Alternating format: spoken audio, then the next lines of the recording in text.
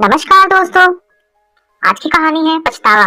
आज फिर सोनू अपने पापा के संग ही पीटीए मीटिंग में आया तो मैं पूछ बैठी, क्यों सोनू अपनी माँ को क्यों नहीं लाया? सोनू झेपते हुए बोला, मैडम माँ की तबीयत ठीक नहीं।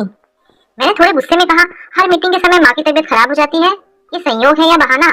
उसके पिता मेरी तरफ देखते हुए बोले, कोई बहाना नहीं है मैडम, सचमुच मेरी पत्नी बीमार है। मेरे पास कई पेरेंट्स बैठे थे, इसलिए मैं उनसे ज्यादा बात ना कर पाई।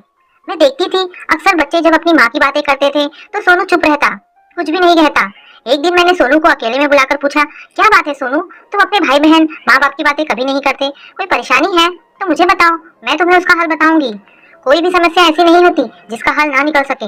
उसने पहले तो कुछ भी बताने से मना किया, पर मेरे बार बार बोलने पर उसने बताया कि मैडम मेरी माँ अच्छी नहीं है। मैंने समझाया, ऐसा नहीं बोलते, माँ तो सबकी अच्छी होती है। उसने कहा, नहीं मैडम आप नहीं जानते, मेरी माँ हमेशा बीमार रहती है, मेरे किसी भी काम में मेरी मदद नहीं करती, अच्छे कपड़े नहीं पहनती, मेरे साथ कहीं भी नहीं जाती। मैं अपनी माँ से नफरत करता हूँ, और हाँ मेरी माँ तो दिखती भी बदसूरत है। मेरे दोस्तों की माँ कितनी अच्छी है, मैं जब उनको देखता हूँ तो नफरत और भी बढ़ जाती है। आपके बार बार बोलने पर भी मैं माँ को इसी वजह से स्कूल में साथ नहीं लाता। मैंने सोचा मुझे इस बारे में उसके पिता से बात करनी चाहिए। मैंने देखा था सोनू क्लास में अकेला रहता, ज्यादा दोस्त न बनाता, गुमसुम सा बैठा रहता। दूसरे दिन मैंने उसके पिता से इस बारे में बात की तो उनका कहना था कि सोनू ना जाने क्यों अपनी माँ से नफरत करने लगा है, शायद उन्हें भी इसकी असली वजह मालूम न थी। मैंने पूछा कि सोनू की माँ को क्या बीमारी है। उन्होंने कहा कि जब सोनू बहुत छोटा था तो वो एक बार बहुत बीमार हो गया था। डॉक्टर ने बताया कि सोनू की किडनी खराब हो गई है, इसे दूसरी किडनी न लगाई गई तो इसके बचने की उम्मीद बहुत कम है।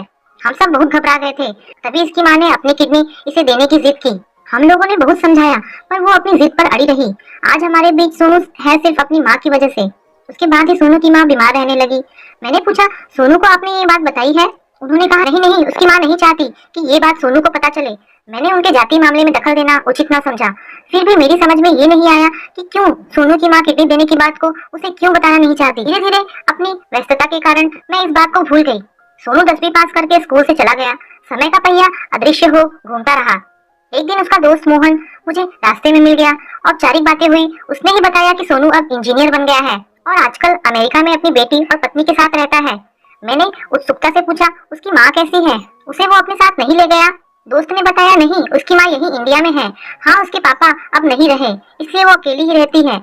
मुझे उसकी माँ से नफरत करने की बात आज भी याद थी, पर पहले की तरह अब भी उसकी माँ की किडनी देने की बात उसे न बताने की बात समझ से परे थी। कुछ दिनों बाद मोहन का अचानक फोन आया और उसने बताया कि आजकल सोनू इंडिया आया हुआ है और हम दोनों आपसे मिलना चाहते हैं। मैंने तुरंत मिलने का न्योता दे दिया। यादों में गोते लगाने लगी। सारी यादों में बार बार सोनू की नफरत वाली बात आकर मन को कसेला कर दे रही थी। मैंने सोचा, अब तो सोनू बहुत बड़ा और समझदार हो गया है, इस बार मैं उसे माँ का जीवन में क्या अहमियत है जरूर बताऊंगी, क्योंकि जब तक वो हमारे साथ होती है हम उनकी अहमियत समझ नहीं पाते हैं, पर उनके जाते ही जीवन की रिक्तता को महसूस कर अधूरा महसूस करते हैं। दूसरे दिन सोनू और मोहन जब मुझसे मिलने आए तो मैं बहुत गौरवान्वित महसूस कर रही थी। अपने स्टूडेंट को अच्छी पोस्ट पर नौकरी करते देख अपने शिक्षक होने की सार्थकता महसूस होती है। सोनू ने बातों बातों में बताया कि उसकी माँ का देहांत हो गया है, इसलिए वो यहाँ आया है। मुझसे रहा ना गया। मैंने पूछा, तुम अपनी माँ को साथ में क्यों नहीं रखते थे? उसने कहा, माँ मेरे साथ जाना नहीं चाहती थी। मुझे इसकी बातों में सत्यता का अभाव लग रहा था। तभी मोहन ने बताया कि मैडम सोनू जब अपने घर आया तो माँ का निधन हो चुका था। उनके पड़ोसी ने एक चिट्ठी दी जो सोनू को उसकी माँ ने लिखी थी। उसमें उन्होंने अपनी किडनी सोनू को देने की बात लिखी थी और लिखा था कि मैं जीते जी ये बात बताना नहीं चाहती थी, क्योंकि मैं अपने बेटे के लिए अपने प्यार को एहसान में परिवर्तित होते देखना नहीं चाहती थी, पर मैं सोनू के प्यार पाने की चाहत लिए जा रही हूँ। मेरे जाने के बाद ही शायद सोनू मेरे प्यार की अहमियत जान पाएगा। जब मोहन ये बातें बता रहा था तो सोनू की आंखें भर आई। कहना बहुत कुछ चाहता था, पर उसकी आवाज भी आज उसका साथ न दे रही थी। उसकी मौन में पछतावे के आंसू दिख रहे थे। तो दोस्तों, कहानी यहाँ पर समाप्त होती है। आपको ये कहानी कैसी लगी मुझे कमेंट करके अवश्य बताएं। धन्यवाद दोस्तों।